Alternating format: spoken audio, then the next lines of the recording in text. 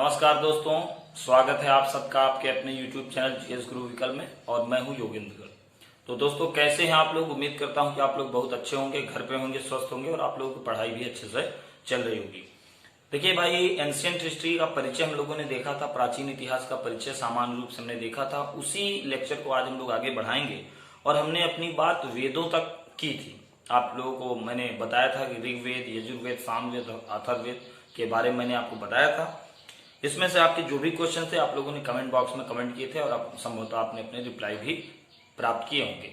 चलिए आज हम लोग उसी कड़ी के आगे बढ़ते हैं। तो आज देखिए जो हमारा टॉपिक है, जैसे हम वेदों की बात हमने की थी, वेद, तो वेदों के हम यहाँ ब्राह्मण ग्रंथ की बात करेंगे। यहाँ पर देखिए, तो वेद का ब्राह्मण ग्रंथ क्या है और उसका उपनिषद कौन कौन से हैं, उसके उपनिषद अभी जब मैं आपको बता दूंगा तो आपको समझ में आएगा क्वेश्चन यहां से कैसे पूछा जाता है। जैसे मान लीजिए सबसे पहले हम लोग किस वेद की बात करेंगे, ऋग्वेद। तो ऋग्वेद का ब्राह्मण ग्रंथ अगर हम बात करें तो ऋग्वेद के ब्राह्मण ग्रंथ को अगर हम लोग देखें तो ये है ऐतरेय और एक है कौशितकी। यहां पर देखिए जो मैं बोल रहा हूं उसको आप लिखते चले, मैं बीच बीच से हट भी जाऊंगा, आप जरूरत जब आपको होगी स्क्रीनशॉट भी ले लीजिएगा। सबसे बेहतर है कि मेरे साथ आप लिखते चलें, ठीक है, नोट्स प्रॉपर में बनाते चलें। तो ऋग्वेद का जो ब्राह्मण ग्रंथ है वो है पहला ऐतरेय और कौशितकी, और इसके उपनिषद की अगर हम बात करें तो यही इसका उपनिषद भी है। इसका मतलब अगर उपनिषद की बात करें तो ऐतरेय इसका उपनिषद है और कौशितकी भी इसका उपनिषद है। मतलब बहुत आसान है आपके लिए याद करना कि अगर आप ये दो नाम याद कर लें, ऐतरेय और कौशितकी, तो ये ऋग्वेद का ब्राह्मण ग्रंथ भी है और यही ऋग्वेद का उपनिषद भी है। क्लियर। आगे हम लोग बात करें यजुर्वेद की। देखिए भाई, यजुर्वेद, तो यजुर्वेद के दो ब्राह्मण ग्रंथ हैं, एक तो है शतपथ और एक है भाई तैत्तिरीय। तो शतपथ और तैत्तिरीय इसके ब्राह्मण ग्रंथ हैं। जैसे क्वेश्चन कैसे आएगा आप इसको समझ सकते हैं। जैसे पूछ लेगा कि शतपथ किस वेद का ब्राह्मण ग्रंथ है, समझ पा रहे हैं, और यही चारों वेद ऑप्शन में रहेंगे। ऐसे क्वेश्चन आपसे पूछा जाता है, तैत्तिरीय किस वेद का ब्राह्मण ग्रंथ है, तो आप इसका आंसर दे सकते हैं। अगर हम इसके उपनिषद की बात करें, यहां पर आप समझें तो ये है कठोपनिषद, ईशोपनिषद,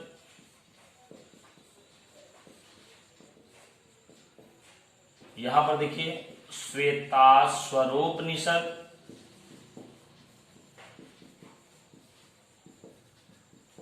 मैत्रायण। यहां पर कोई भी तीन नाम भी अगर आप याद कर सकते हैं तो याद रखिएगा, कठोपनिषद, ईशोपनिषद, श्वेताश्वरोपनिषद। ठीक है। चलिए, तो यजुर्वेद के बारे में हम लोगों ने देखा। अब हम देखते हैं सामवेद के बारे में। बात करें सामवेद की, तो सामवेद के ब्राह्मण ग्रंथ की अगर हम लोग बात करें तो यहां पर है पंचविश, खड्डविश। तो यहां पर याद रखिएगा सामवेद के दो ब्राह्मण ग्रंथ हैं, वो है पंचविश और खड्डविश। और इसके उपनिषद की बात करें तो एक है छंदोग्य और दूसरा है जैमिनी। ठीक है। तो यहां पर सामवेद, यहां पर आप देखें सामवेद के जो ब्राह्मण ग्रंथ हैं, एक है पंचविश, एक है खड्डविश। और सामवेद के उपनिषद की बात करें तो ये है छंदोग्य और जैमिनी। क्लियर है भाई। चलिए आगे हम लोग बढ़ते हैं अथर्ववेद। अथर्ववेद के अगर ब्राह्मण ग्रंथ की बात करें तो एक ही ब्राह्मण ग्रंथ है इसका, गोपथ। और अगर इसके उपनिषद की बात करें तो यहां पर देखिए मुंडकोपनिषद,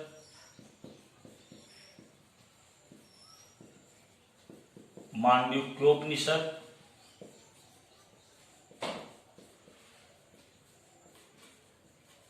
तो मुंडकोपनिषद, मांडुक्योपनिषद और प्रश्नोपनिषद। तो देखिए यहां पर इस तरह से आप इसका स्क्रीनशॉट भी ले लीजिए और यही आप इसको नोट डाउन कर लीजिएगा। ऐसे ही आप याद रख लीजिएगा ऋग्वेद के ब्राह्मण ग्रंथ उपनिषद, यजुर्वेद के ब्राह्मण ग्रंथ उपनिषद, सामवेद के ब्राह्मण ग्रंथ उपनिषद और अथर्ववेद के ब्राह्मण ग्रंथ उपनिषद। देखिए याद कैसे रखना है उसकी ट्रिक देखिए। सबसे पहले मैं ब्राह्मण ग्रंथ याद करने की आपको यहाँ पर कोशिश करवाता हूं। एक नाम याद रखिए ऐत्रेय। ऐत्रेय ऊपर होगा और नीचे होगा क्या, तैत्रेय। ऐत्रेय तैत्रेय, मेरे साथ आप बोलेंगे तो याद हो जाएगा आपको, ऐत्रेय तैत्रेय। क्लियर। और 25-26 एक अंक याद रखिएगा, 25-26, ठीक है। तो 25 खडवीस और अगला है गोपद। ऐत्रेय तैत्रेय 25 खडवीस और गोपद। तो इस तरह ये हो जाएगा ब्राह्मण ग्रंथ। अब 2-3 बार इसको पढ़ लेंगे तो आपको याद हो जाएगा कौशिकी ऊपर था, शतपथ नीचे था। क्लियर। यहां पर देखिए उपनिषद अगर हमको याद करना है तो ऋग्वेद का उपनिषद वही है जो उसका ब्राह्मण ग्रंथ है, तो ये तो पहले ही आपको याद हो चुका होगा। यजुर्वेद के उपनिषद को अभी मत याद करिए। आइए सामवेद के उपनिषद में तो छंदोग्य जैमिनी, छंदोग्य जैमिनी दो नाम है, आसानी से याद हो जाएगा। और अथर्ववेद के उपनिषद की बात करें तो मुंडको म सही है, देखिए मुंडको उपनिषद, मांडव्य उपनिषद, प्रश्नोपनिषद। बाकी जो बचा वो किसका हो गया उपनिषद, यजुर्वेद का। तो इस तरह से भी आप इसको याद रख सकते हैं, ठीक है। तो हमने अभी तक प्रागैतिहासिक काल में हम लोगों ने क्या क्या देखा भाई, हमने वे सारे फैक्ट देखे जो हमारे अभिलेखों से संबंधित थे, अभिलेखों को हमने देखा, हाँ सिक्कों के बारे में हमने समझा, फिर हमने मेन जो टॉपिक था हमारा वेदों के बारे में हमने देखा, ठीक है। अब हम लोग आगे देखते हैं प्रागैतिहासिक काल को जितने भागों में बांटा गया है और उस काल से संबंधित मुख्य मुख्य बातें क्या क्या है, ठीक है। चलिए आगे हम लोग बढ़ते हैं। चलिए अब आगे बढ़ते हैं हम लोग। अब प्रागैतिहासिक काल जिसकी बात हम लोग कर चुके थे, तो प्रागैतिहासिक काल यहां पर आप देखें, प्रागैतिहासिक काल को 3 भागों में बांटा गया, आपको पता है, या इसका डिवीजन ऐसे कर लेते हैं। यहां पर आप देखें, एक तो है पूरा पाषाण काल, एक है मध्य पाषाण काल और एक है नवपाषाण काल। देखिए यहां से बहुत सारे लोगों को कंफ्यूजन अक्सर रहता है कि भाई किस काल से कौन सी घटना संबंधित है, उनको ये चीजें याद रखनी है। यही हमारे पेपर के पॉइंट ऑफ व्यू से इंपॉर्टेंट। देखिए मैंने आपको पहले भी बताया था कि हिस्ट्री एक बड़ा टॉपिक है, तो इसमें हमको राजस्व लेखपाल के लेवल से अपनी तैयारी को देखना है कि जो भी हमारे लिए इंपॉर्टेंट पॉइंट हो सकते हैं उनको हमको लेना है और पूरा ग्रंथ नहीं पढ़ना है। तो उसके लिए हमको देखना है कि जो भी हमारे एग्जाम के पॉइंट ऑफ व्यू से इंपॉर्टेंट है वही चीज हमको लेके चलना है। देखिए पूरा पाषाण काल की अगर बात करें तो अगर ये आपसे पूछा जाएगा मेजरली, यही क्वेश्चन आपसे बन सकता है कि इनमें से कौन सी घटना पूरा पाषाण काल से संबंधित है। याद रखिएगा जहां पर बहुत सारे लोगों के बीच मतभेद की स्थिति है, सब लोग पूछते हैं कि आग का आविष्कार किस काल में हुआ था। तो यहां पर पहली चीज मैं आपको क्लियर कर दूं कि आग की खोज पूरा पाषाण काल में ही हो गई थी। ये बात यहीं पर याद रखिए, एकदम स्पष्ट तरीके से इसको समझ लीजिए, ठीक है। तो इन्वेंशन ऑफ फायर ये किस काल से संबंधित है, पूरा पाषाण काल से। क्लियर है भाई। तो इसको याद रखिएगा। ये भले प्रचलन में नहीं था वो बात अलग है, लेकिन अगर कभी आपसे क्वेश्चन ये पूछा जाता है कि आग का आविष्कार किस काल से संबंधित है, तो आपका एक ही आंसर होगा, पूरा पाषाण काल। यहाँ पर याद रखिएगा एक प्लेस है मध्य प्रदेश का भीमबेटका, ये बहुत इंपॉर्टेंट है, ये पूछा भी गया क्वेश्चन है। ये एमपी में है, मध्य प्रदेश में है। तो मध्य प्रदेश में एक गुफा है जिसका नाम था भीमबेटका, एक स्थान था उसमें एक गुफा थी भीमबेटका।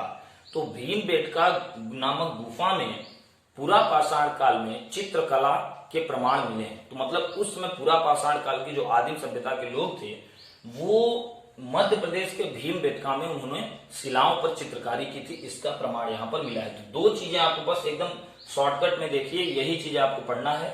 पूरा पाषाण काल के संबंध में आप 2 चीजें याद रखेंगे, पहला कि यहाँ पर आग का आविष्कार हुआ था और दूसरा कि मध्य प्रदेश के भीमबेटका में चित्रकारिता के प्रमाण यहाँ पर देखने को मिले हैं।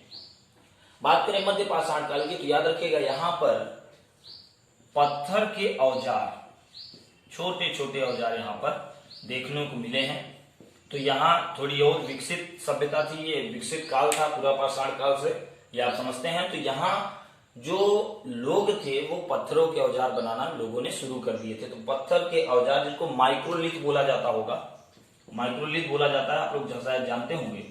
तो पत्थर के छोटे छोटे औजार जो बनाए जा रहे थे वो इसी काल में बनाए जा रहे थे, ठीक है। और इसका एक खास बात और संबंधित है कि यहीं से पशुपालन के साक्ष्य मिले हैं, पशुपालन। तो यहां से भी आप इसको समझ सकते हैं कि क्वेश्चन क्या क्या पूछा जाएगा। आप समझ चुके होंगे कि पशुपालन के प्रारंभिक साक्ष्य किस काल में प्राप्त हुए हैं, तो याद रखिएगा मध्य पाषाण काल। ठीक है, यहां पर एक चीज याद रखिएगा, आदमगढ़ और बागोर, यहां पर देखिए भाई,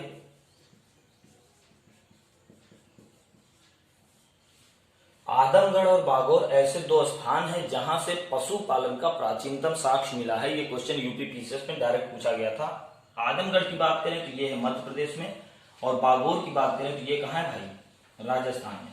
तो मध्य प्रदेश के आदमगढ़ और राजस्थान के बागोर से प्रारंभिक पशुपालन के साक्ष्य मिले। ठीक है, नवपाषाण काल की बात करें तो यहां से जो घटना संबंधित है वो क्या है भाई, कृषि। अच्छा, पशुपालन की अगर बात करें तो आपको कमेंट बॉक्स में ये बताना है कि मानव ने सबसे पहले किस पशु का पालन करना शुरू किया। ये बहुत पॉपुलर क्वेश्चन है और बहुत सारे लोग इसका आंसर भी जानते होंगे। मुझे उम्मीद है आप लोग कमेंट बॉक्स में इसका जवाब देंगे कि मानव ने सबसे पहले किस पशु को पालना शुरू किया। इसका आंसर आपको देना है। नवपाषाण काल यहां पर आप देखें, मैं यहां से हट भी जा रहा हूं, तो देखिए नवपाषाण काल में किस चीज के विषय में ज्यादा जोर दिया गया है, किस इन्वेंशन को नवपाषाण काल से जोड़ा जाता है, तो याद रखिएगा कृषि। और यहाँ पर आप लोग अगर जानते होंगे कि मानव ने सबसे पहले कृषि किसका करना शुरू किया, तो आप लोग जानते होंगे गेहूं और जौ की। तो गेहूं और जौ की खेती मानव ने नवपाषाण काल में शुरू किया। और एक क्वेश्चन ये भी आता है कि भाई कहां से इसके साक्ष्य मिले हैं, तो याद रखिएगा लहुरा देव, एक प्लेस है लहुरा देव, लहुरा देव से प्राचीनतम कृषि साक्ष्य मिले हैं। ये नवीनतम आंकड़ों के अनुसार है। ठीक है, पहले इसका आंसर मेहरगढ़ था, बलूचिस्तान। ठीक है, पाकिस्तान अभी अगर बात करें वही का प्रांत है बलूचिस्तान, लेकिन नवीनतम खोजों के आधार पर याद रखिएगा लहुरा देव में ये है संत कबीर नगर। आप जानते होंगे उत्तर प्रदेश का संत कबीर नगर, तो संत कबीर नगर का जो लहुरा देव है यहीं से प्राचीनतम कृषि साक्ष्य मिले हैं। ठीक है, तो इतनी बातें आप लोगों ने समझी, इतना हम लोगों ने देखा। जो भी इसका इंपॉर्टेंट पीडीएफ होगा आपके पास पहुंचा दिया जाएगा। इसमें से क्या पढ़ना है, क्या आपको नहीं पढ़ना, ये सब आपको वहीं पर देखना होगा। तो चलिए अब हम लोग बढ़ते हैं इसके, चलिए अब हम लोग आगे बढ़ते हैं। तो हमने वेद के बाद हम लोगों को देखना है वेदांग। तो वेदांगों की संख्या याद रखिएगा 6 है। वेदों का ही जो डिस्क्रिप्शन है, विवरण है, वही वेदांग के नाम से जाना जाता है। यहां पर याद रखिए 6 वेदांग हैं। एक तो है शिक्षा, दूसरा है कल्प, तीसरा है व्याकरण, छंद, निरुक्त और आपका ज्योतिष। ठीक, तो अगर आपसे ये क्वेश्चन पूछा जाए कि वेदांगों की संख्या कितनी है, तो याद रखिएगा क्या बताएंगे, 6 वेदांग हैं। शिक्षा, कल्प, व्याकरण, ज्योतिष, निरुक्त, छंद। ठीक है, शिक्षा की बात करें तो शिक्षा का संबंध किससे है भाई, उच्चारण से। आप याद ऐसे रखेंगे कि हमको शिक्षा इसलिए दी जाती है ताकि हम सभ्य रहें और लोगों से अच्छे तरीके से बात करें। ठीक है, कल्प का संबंध किससे है भाई, कर्मकांड से। तो शिक्षा का संबंध हमारा उच्चारण से है, जबकि कल्प का संबंध किससे है भाई, कर्मकांड से। व्याकरण का संबंध किससे है, तो व्याकरण का संबंध किससे है, शब्द व्युत्पत्ति से। मतलब शब्द को उत्पन्न करने की जो कला है, जो शैली है, जो विधि है, इसका संबंध है व्याकरण से। छंद का संबंध है चतुष्पदी श्लोक से। अब देखिए इसमें बहुत दिमाग भी नहीं लगाना है, अगर थोड़ा सा आप समझने की कोशिश करें तो आपको सब समझ में आता चलेगा। छंद में हम लोग क्या पढ़ते हैं, छंद में हम लोग पढ़ते हैं भाई कोई पंक्ति है उसी को पढ़ना है, तो पंक्ति अगर हम देखें तो श्लोक वही संबंधित है। व्याकरण अगर हम लोग समझें तो व्याकरण हमको इसलिए पढ़ाया जाता है क्योंकि हम लोग शब्द की उत्पत्ति करना समझते हैं अच्छे से। कल्प का संबंध किससे है, कर्मकांड से है। शिक्षा का संबंध उच्चारण से है। निरुक्त का संबंध किससे है भाई, अगर ज्योतिष का संबंध देखें तो हम लोग किससे है, भाग्यफल से, यहाँ पर देखिए। और निरुक्त का संबंध किससे है, भाषा विज्ञान से। देखिए आजकल जो ट्रेंड बन रहे हैं वो क्वेश्चन को लगातार कठिन से कठिन क्वेश्चन करने की प्रवृत्ति यहाँ पर आप देख सकते हैं। क्वेश्चन ऐसे भी आपसे पूछा जा सकता है कि निम्न में से कौन सा सुमेलित नहीं है, याद रखिएगा। और इसमें से ऐसे ही कोई 4 देगा और कोई 2 या कोई 3 सुमेलित रखेगा और चौथे का मान लीजिए छंद का दे दिया भाग्यफल। तो इस तरह से भी आपको पहचानना है। केवल ये नहीं पढ़ लीजिए कि वेदांगों की संख्या कितनी है, 6 वेदांग ही मत पढ़ लीजिए, वो किससे संबंधित है ये भी आपको पता होना चाहिए। ठीक है, चलिए अब हम लोग बढ़ते हैं आगे। चलिए अब हम लोग देखेंगे जो हमारा अगला टॉपिक है वो है सिंधु घाटी की सभ्यता। इसको हम लोग हड़प्पा सभ्यता के नाम से भी जानते हैं, हड़प्पा सभ्यता या सिंधु घाटी की सभ्यता। अब यहां पर देखिए 7 नदियों का जो क्षेत्र है आप जानते हैं क्रम से, ज्योग्राफी में आपने पढ़ा भी होगा, नहीं पढ़े होंगे तो आगे पढ़ेंगे। सिंधु, झेलम, चेनाब, रावी, व्यास, सतलज। तो ये 7वीं नदी आपको दिखेगी सरस्वती, जिसको हम लोग देखेंगे वैदिक काल में। इसके बाद हम लोग आगे देखेंगे सिंधु घाटी की सभ्यता। ये बहुत इंपॉर्टेंट चैप्टर है और यकीनन अगर समझा जाए, वाकई में देखा जाए तो आपकी एंशिएंट हिस्ट्री का जो क्वेश्चन है, जो आपके एग्जाम का क्वेश्चन है, वो यहीं से बनना शुरू होता है, सिंधु घाटी की सभ्यता से। तो इसलिए यहां से प्रॉपर वे में हम लोग समझते चलेंगे। पहला चैप्टर तो परिचय के लिए था, जहां से कभी कभार आपसे क्वेश्चन पूछे जाते हैं, लेकिन ये चैप्टर ऐसा है जहां से यूपीएससी तक में क्वेश्चन आपसे पूछे जाते हैं लगातार। तो इसको हमको अच्छे से देखना है। सबसे प्रारंभिक जो हमको क्वेश्चन यहाँ पे वो समझना है, जो आपसे इस तरह क्वेश्चन पूछा जाता है कि निम्न में से कौन सी सभ्यता किस नदी के तट पर विकसित हुई। ये बहुत पॉपुलर क्वेश्चन है और बहुत बार आपसे पूछा जाता है और हम सब इसी में उलझे रहते हैं और हमको पता नहीं चलता कि कौन सी सभ्यता किस नदी से संबंधित है या किस नदी के तट पर कौन सी सभ्यता का विकास हुआ। तो आज हम लोग उसी को ट्रिक के माध्यम से देखेंगे बहुत मजेदार तरीके से। और आज के इस लेक्चर के बाद आप कभी कंफ्यूज नहीं होंगे कि कौन सी सभ्यता किस नदी के तट पर थी, कौन सी नहीं थी। चलिए आइए हम लोग ट्रिक देखते हैं। सबसे पहले ट्रिक की बात करें। एक ट्रिक में मैं एक लाइन आपको लिखूंगा, यहां पर आप देखिएगा, मेरे साथ आप लिखिए। लोभी मौसी का हरा कंघा रंभा ने लिया, रोष में बस से कुचल दिया। बस ये लाइन आपको याद रखनी है। लोभी मौसी का, अब मौसी को आप मौसी भी कह सकते हैं। लोभी मौसी का हरा कंघा रंभा ने लिया। रंभा नाम की कोई लड़की है, तो लोभी मौसी का हरा कंघा रंभा ने लिया, रोष में बस से कुचल दिया। अगर आपने ये लाइन मेरे साथ 2-3 बार बोल ली और इसके बाद लेक्चर के बाद आपने रिवीजन के तौर पे 2-3 बार इसको बोल लिया, तो यकीन मानिए इसका खेल आपने खत्म कर दिया। अब यहां से हम लोग देखेंगे, देखिए सबसे पहले जो सिंधु घाटी की सभ्यता, देखिए सिंधु घाटी की सभ्यता या हड़प्पा सभ्यता एक बड़ी सभ्यता थी, जहां पर आधुनिक युग की शुरुआत आपको देखने को मिलती है। हालांकि इसके बाद फिर से आपको ग्रामीण सभ्यता दिखती है, लेकिन ये सभ्यता पूरी तरह नगरीय सभ्यता के रूप में आपको दिखती है। ये वर्णन एक प्लेस इसलिए था क्योंकि देखिए सिंधु घाटी सभ्यता का नाम हड़प्पा सभ्यता इसलिए भी रख दिया गया क्योंकि जो पहला स्थान यहाँ पर खोजा गया था खुदाई के समय, अगर देखें तो पहला स्थान इसका हड़प्पा ही था, इसीलिए इसका नाम हड़प्पा सभ्यता रख दिया गया। तो यहाँ पर आप देखें कि सिंधु नदी के घाटी मतलब समझते हैं तट पर जितनी सभ्यताएं विकसित हुई हैं उन सब के बारे में हम लोग यहाँ पर अध्ययन करेंगे। एक एक जगह एक एक प्लेस को हम लोग देखते चलेंगे, तब हम इस चैप्टर के बारे में डिटेल से जानकारी जुटाएंगे। तो यहाँ पर ये सब स्थान है, जैसे पहला स्थान है लोथल, देखिए ध्यान दीजिएगा यहाँ से लोभी, इस पे यहाँ पे आइए तो लोभी, तो लोथल हो गया और भी से हो गया आपका इस तरह से भोगवा। तो क्वेश्चन समझ पाए आप लोग। क्वेश्चन इस तरह से आपसे पूछा जाएगा कि सिंधु घाटी की सभ्यता में जो लोथल नामक स्थान था, हम लोग अभी डिटेल में देखेंगे लोथल के बारे में, अभी बस इतना समझिए कि लोथल नामक जो स्थान था वो किस नदी के तट पर था, तो याद रखिएगा भोगवा। क्लियर। मुंह से देखिए बहुत पॉपुलर है मोहनजोदड़ो, एक फिल्म भी बनी थी इस पे, ऋतिक रोशन जी उसमें अभिनय किए थे नायक के तौर पर, हीरो के तौर पर।